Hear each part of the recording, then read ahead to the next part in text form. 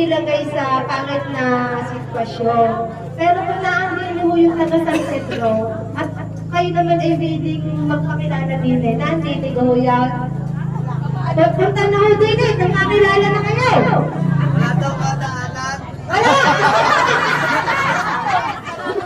Ay, sasabihin ni Kuya Muloy, ano nyo sa ginawa mo yun? Hindi ako pinaralay nyo, hindi ako nakakita pa Hindi, ako isa ko na ako.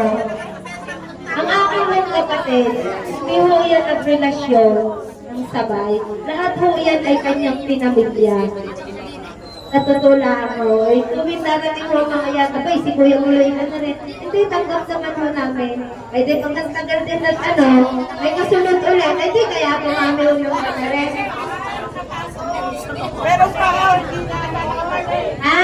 San Miguel.